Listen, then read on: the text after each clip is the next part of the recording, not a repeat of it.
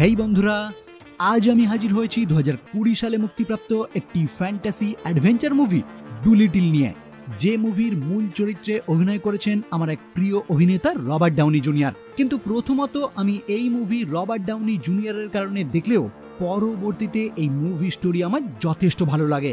তাই যারা fantasy adventure movie দেখতে ভালোবাসেন তাদের জন্য এই মুভি মোস্ট রেকমেন্ডেড। ওকে, তো ইন্ট্রোডাকশন আর বিস্তারিত করব না, এখন সোজা চলে যাব মূল ভিডিওর দিকে। শুরু করার আগে হেই, আমি Raja and welcome to the Bong would.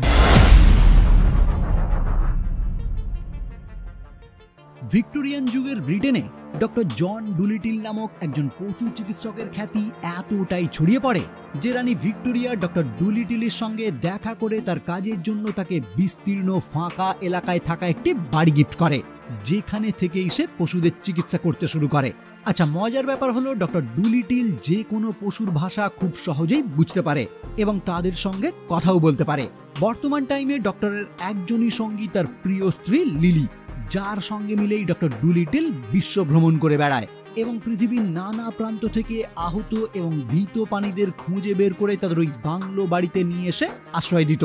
কিন্তু হঠাৎই একদিন লিলি তার এক প্রিয় পাখি পলিকে সঙ্গে নিয়ে সমুদ্র যাত্রায় বের হলে দুর্ভাগ্যবশত একটি সামুদ্রিক ঝড়ের কারণে লিলি সেখানেই মারা যায়। আর পলি নামক ওই পাখি লিলির থেকে একটি আংটি নিয়ে ডক্টরের কাছে ফিরে আসে, যাতে লিলির স্মৃতি হিসাবে ডক্টর সেটা আজীবন নিজের কাছে রেখে দেয়। কিন্তু প্রবলেম হলো লিলিকে হারিয়ে ফেলার পর ডক্টর এতটাই বিচলিত হয়ে পড়ে যে ওই বাংলো বাড়ি সে সম্পূর্ণই বন্ধ করে দেয়, মানে বাইরের জগৎ থেকে নিজেকে সম্পূর্ণ বিচ্ছিন্ন করে ফেলে। আর এতদিন ধরে তারা যে সমস্ত পশু পাখিদের সেই স্থানে আশ্রয় দিয়েছিল তাদের সঙ্গেই ডক্টর তার বাকিটা জীবন অতিবাহিত করতে শুরু করে। এবার এই সময় থেকে বহু বছর পর টমি নামক একটি ছেলে তার শিকারী বাবার সঙ্গে ওই বাংলো বাড়িরই আশেপাশে ঘোরার টাইমে দুর্ঘটনাবশত কেভিন নামক একটি কাঠবিড়ালিকে সে গুলি করে আহত করে ফেলে, যেটা দেখেই টমি যখন মর্মাহত হয়ে পড়ে তখন টমিকে মর্মাহত অবস্থায় দেখতে পেয়ে ডক্টর ডুলিটিলের সেই টিয়া পাখি মানে পলি ওই কাঠবিড়ালি সহ টমিকে সোজা নিয়ে আসে ডুলিটিলের সেই বাংলো বাড়িতে। আসলে পলি অনেক দিন ধরেই চেষ্টা করছিল ডক্টর যাতে আবারও আগের মতো সাধারণ মানুষদের সঙ্গে মেলামেশা করতে শুরু করে, কিন্তু সেই কাজে সে বারবার ব্যর্থ হচ্ছিল, যে কারণেই এখন সে টমিকে এই স্থানে নিয়ে আসে, কারণ তার বিশ্বাস টমি হয়তো ডক্টরকে আবারও আগের অবস্থায় ফিরে যেতে সাহায্য করবে। তো পলির সহায়তায় টমি যখন সেই কাঠবিড়ালিকে নিয়ে ডক্টরের সামনে উপস্থিত হয়ে তার চিকিৎসা করতে বলে, তখন ডক্টর তাকে ক্রুদ্ধভাবে জানিয়ে দেয় এইখানে কোনো মানুষের প্রবেশ নিষেধ, তাই টমি যেন এখনই এই বাড়ি ছেড়ে বেরিয়ে যায়।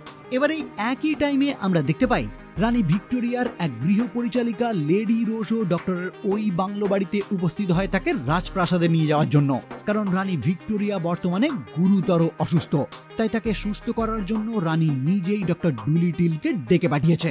যেটা শোনার পর ডক্টর তাকেও জানিয়ে দেয় সে এখন সাধারণ মানুষদের চিকিৎসা বন্ধ করে দিয়েছে, তাই এই স্থান থেকে অন্য কোথাও যাওয়ার কোনো প্রশ্নই ওঠে না।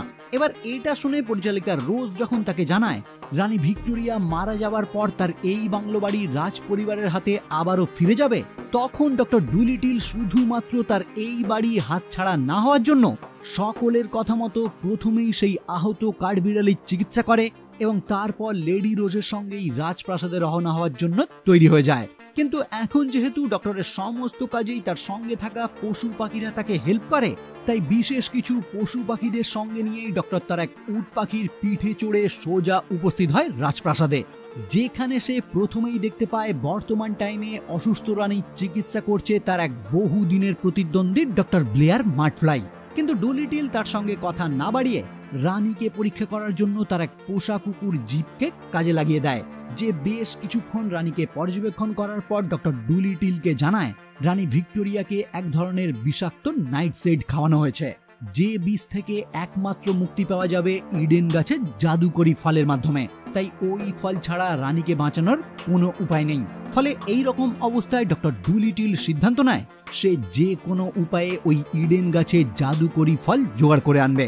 কিন্তু প্রবলেম হলো ওই জাদুকরি ফল কোথায় পাওয়া যায় সেটা কারোরই জানা নেই, যদিও ডক্টর ডুলিটিলের স্ত্রী তাকে একবার উল্লেখ করেছিল সে তার এক যাত্রাপথে ওই জাদুকরি গাছ চাক্ষুষ করেছিল, যে ঘটনার বিবরণ এবং ওই বিশেষ স্থান সম্বন্ধে সে তার একটি ডায়েরিতে লিখেও রেখেছে। কিন্তু সেই ডায়েরি বর্তমানে রয়েছে লিলির বাবার বাড়িতে। আর লিলির বাবা হলো জলদস্যুদের সম্রাট রাসৌলি, যে বর্তমান টাইমে ডুলিটিলের উপর খুবই ক্ষিপ্ত, কারণ লিলি তার বাবার অমতে গিয়ে ডক্টর ডুলিটিলের সঙ্গে পালিয়ে গিয়ে বিয়ে করেছিল।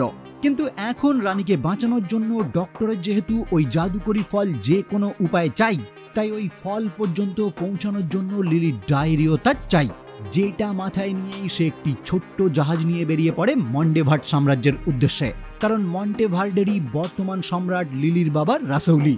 তো ডক্টর ডুলিটিল তার এই যাত্রাতেও বেশ কয়েকটি পশু পাখিকে সঙ্গে নিলেও সেই ছেলে মানে টমিকে সে বাড়ি পাঠিয়ে দেয়, কারণ এই যাত্রাপথ ভয়ঙ্কর বিপদের। কিন্তু টমি ডক্টর ডুলিটিলের প্রতি এতটাই আকৃষ্ট হয় যে সে তার অ্যাসিস্ট্যান্ট হয়ে কাজ করার আর্জি জানায়, কিন্তু ডক্টর তার কোনো কথায় পাত্তা না দিয়েই তাকে বাড়ি পাঠিয়ে দেয়। যদিও পলি প্ল্যান করে টমিকে তার বাড়ি থেকে নিয়ে আসে ডক্টরের সঙ্গে যাত্রা করার জন্য, কারণ পলির মনে হয় ডক্টরের এই যাত্রাপথে টমির সাহায্য তাদের অবশ্যই দরকার পড়বে। তো পলির প্ল্যান মতোই একদম লাস্ট মুহূর্তে কোনো প্রকারে টমি ডক্টরের ওই জাহাজে উঠতে সক্ষম হয়, যেটা দেখে ডক্টর তার প্রতি রাগান্বিত হলেও পলি তাকে বুঝিয়ে সুঝিয়ে রাজি করায় এই ছেলেকে তাদের সঙ্গে নেওয়ার জন্য। যার পর টমিও ওই জাহাজে থাকাকালীন ডক্টরের মতোই বিভিন্ন পশু পাখিদের সঙ্গে কথা বলা শিখতে শুরু করে। কিন্তু কিছু দিনের মধ্যেই তাদের ওই যাত্রাপথের বাধা হয়ে দাঁড়ায় একটি বৃহৎ আকৃতির জাহাজ, যে জাহাজে রয়েছে ডক্টরের সেই বহু দিনের প্রতিদ্বন্দ্বী ব্লেয়ার মার্টফ্লাই। আসলে ডক্টর ডুলিটিল রাজপ্রাসাদ থেকে যাত্রা করার পর হাউস অব লর্ডের প্রধান লর্ড থমাসের পরিকল্পনাতেই একটি জাহাজ নিয়ে মার্টফ্লাই ডক্টর ডুলিটিলের পিছু নিতে শুরু করে, কারণ লর্ড থমাসই প্ল্যান করে রানীকে ধীরে ধীরে বিষ প্রয়োগ করেছিল, যাতে রানী মারা যাওয়ার পর সেই হতে পারে এই সাম্রাজ্যের সম্রাট। কিন্তু ডক্টর ডুলিটিল যখন ওই বিষের কথা জানতে পেরে তার প্রতিষেধক খোঁজার উদ্দেশ্যে অভিযানে বের হয়, তখন লর্ড থমাসই মার্টফ্লাইকে তার পিছনে পাঠিয়ে দেয় তাকে শেষ করে ফেলার জন্য, যাতে ওই প্রতিষেধক নিয়ে ডক্টর ডুলিটিল আর কখনোই না ফিরতে পারে, আর রানী মারা গেলে সেই যাতে হতে পারে পরবর্তী সম্রাট। কিন্তু এইদিকে ডক্টর ডুলিটিল যখন দেখতে পায় মার্টফ্লাই এক বৃহৎ আকৃতির জাহাজ নিয়ে তাদের পিছু নিয়েছে, তখনই সে বিপদ বুঝতে পেরে মার্টফ্লাই এর পিছু এড়ানোর জন্য সামুদ্রিক কিছু তিমির সাহায্যে দ্রুত গতিতে সামনের দিকে এগিয়ে যায়। যার পর তারা ফাইনালি উপস্থিত হয় মন্টেভার্টে, যেখানে ডক্টর এবং টমি তাদের রূপ বদলে লুকিয়ে রাসৌলির রাজপ্রাসাদে প্রবেশ করে।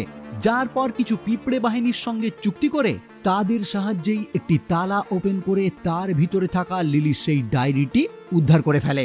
কিন্তু দুর্ভাগ্যবশত ঠিক একই টাইমে তার শ্বশুর মানে লিলির বাবা তাকে বন্দি করে ফেলে, যার পর টমিকে সে ভালোই ভালোই ছেড়ে দেয়, কিন্তু ডক্টরের থেকে বদলা নেওয়ার জন্য তাকে একটি বাঘের সঙ্গে একই খাঁচায় বন্দি করে দেয়, যাতে ওই বাঘই ডক্টরকে শিকার করতে পারে।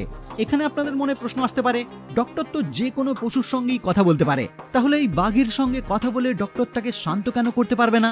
আসলে কোনো এক টাইমে ডক্টর ডুলিটিল এই বাঘেরই চিকিৎসা করতে করতে এখানকার রাজকন্যা লিলির সঙ্গে পালিয়ে যায়, ফলে এই বাঘেরই চিকিৎসা অসম্পূর্ণ থেকে যায়। তাই ডক্টরের প্রতি তখন থেকেই তার রাগ জমে রয়েছে, যে কারণে ডক্টরের কোনো কথা শুনতেই এখন সে নারাজ।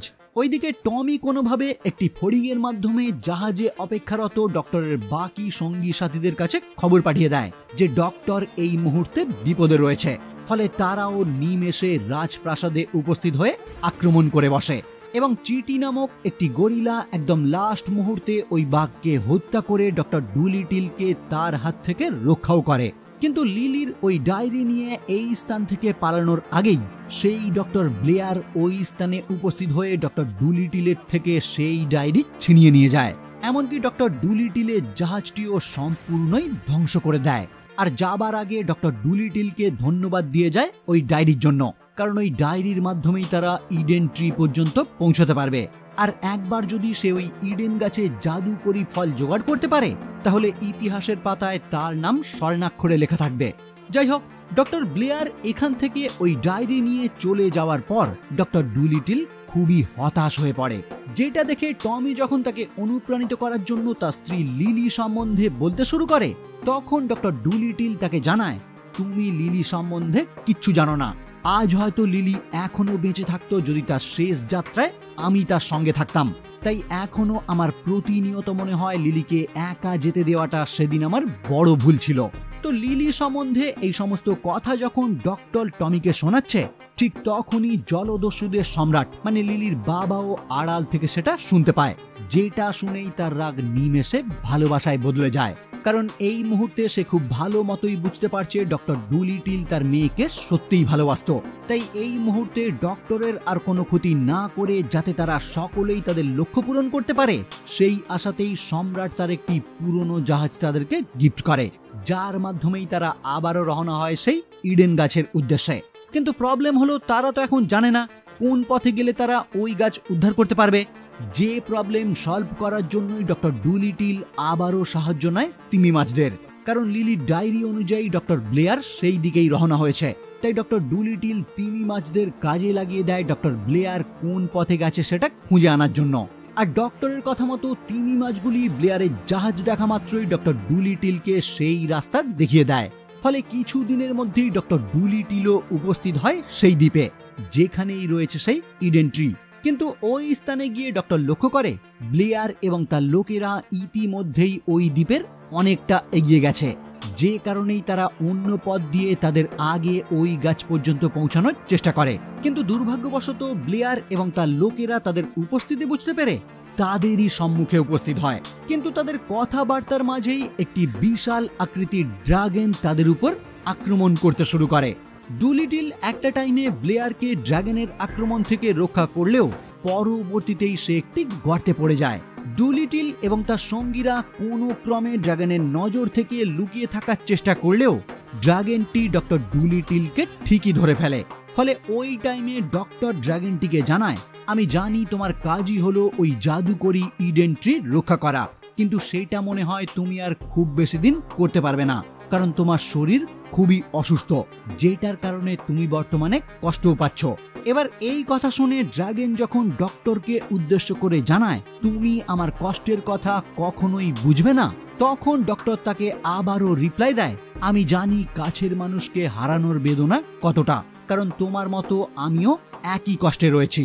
আসলে ডক্টর ডুলিটিল ওই স্থানেই ড্রাগনের একটি কঙ্কাল দেখতে পেয়েছিল, যেটা দেখেই ডক্টর অনুমান করে নিয়েছিল এই ড্রাগনের সঙ্গী মারা গেছে। তাই এই মুহূর্তে তার কথা বলেই সে তাকে শান্ত করে। ফলে ড্রাগনটিও শান্ত হয়ে তাকে ভালোই ভালোই মুক্ত করে দিয়ে এখান থেকে চলে যেতে বলে। কিন্তু ডক্টর ডুলিটিল তাকে জানায়, তুমি আমাকে একবার সুযোগ দাও তোমাকে সুস্থ করার, কারণ তোমার পেটে একটি ইনফেকশন রয়েছে, যার কারণে তুমিও হয়তো শীঘ্রই মারা যাবে। তো এই কথা শুনে ওই অসুস্থ ড্রাগন যখন ডক্টরকে চান্স দেয় তার চিকিৎসা করার জন্য, তখন ডক্টরও তার সঙ্গী সাথীদের সঙ্গে মিলে তার পেটে থাকা বহু সেনাবাহিনীর অস্ত্র, বর্ম এবং প্রচুর পরিমাণে গ্যাস বের করে দেয়। ফলে পরবর্তীতেই ড্রাগনটি যখন সুস্থ অনুভব করে, তখন কৃতজ্ঞতা স্বরূপ সে নিজে থেকেই ডক্টরকে সেই জাদুকরী ইডেন ট্রি দেখিয়ে দেয়। ফলে ডক্টরও তার সঙ্গী সাথীদের সাহায্যে সঙ্গে সঙ্গেই ওই গাছের একটি ফল হাসিল করে নেয়। আর তারপর একদম লাস্ট মুহূর্তে মানে রানীর মৃত্যুর আর মাত্র কয়েক মিনিট বাকি থাকতেই ডক্টর ডুলিটিল এবং তার সঙ্গীরা রাজপ্রাসাদে উপস্থিত হয়। কিন্তু রানীর কাছ পর্যন্ত পৌঁছানোর আগেই লর্ড থমাসের অর্ডারে প্রতিরক্ষা বাহিনী ডক্টর এবং তার সঙ্গীদের আটকানোর চেষ্টা করে, যাতে ডক্টর ডুলিটিল রানীর চিকিৎসা করতে না পারে। কিন্তু ডক্টরের সেই সমস্ত পশু পাখিদের সহায়তায় টমি শেষ পর্যন্ত ওই ফল ব্যবহার করেই রানীকে সুস্থ করে তোলে, যার পর রানীর সামনে ডুলিটিল তার একটি কাঠ পোকার মাধ্যমে জানতে পারে লর্ড থমাসের প্ল্যানেই রানীকে বিষ পান করানো হয়েছিল, যার প্রমাণ হলো লর্ড থমাসের পকেটে এখনো নাইট শেডের একটি শিশি রয়েছে। আসলে ডক্টর ডুলিটিল তার অভিযানে বেরোনোর আগেই এই কাঠ পোকাকে সবার আড়ালে একটি ফটো ফ্রেমের মধ্যে লুকিয়ে রেখে গিয়েছিল, যে সবার আড়ালেই সমস্ত কিছুর উপর নজর রাখছিল। আর সেই কাঠপোকাই এই মুহূর্তে ডক্টরকে সমস্ত ঘটনা জানিয়ে দেয়। তো ডক্টরের কথা মতো লর্ড থমাসের পকেট থেকে সেই প্রমাণ যখন উদ্ধার করা হয়, থমাস তখন সেখান থেকে পালানোর চেষ্টা করে, কিন্তু ডক্টর এবং তার সঙ্গী সাথীদের সহায়তাতেই তাকে বন্দী করা হয়। আর ফাইনালি রানী ভিক্টোরিয়া তাকে সুস্থ করার জন্য ডক্টর ডুলিটিল এবং তার সঙ্গী সাথীদের ধন্যবাদ জানায়, যার পর দেখা যায় ডক্টর ডুলিটিল আবারও তার চিকিৎসালয় সাধারণ মানুষদের জন্য ওপেন করে দেয়, ঠিক যেমনটা তার ওয়াইফ লিলি চাইতো।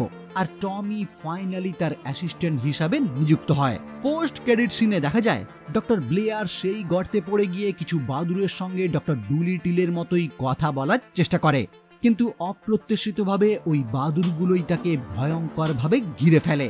আর এইখানেই এই মুভি সমাপ্ত হয়।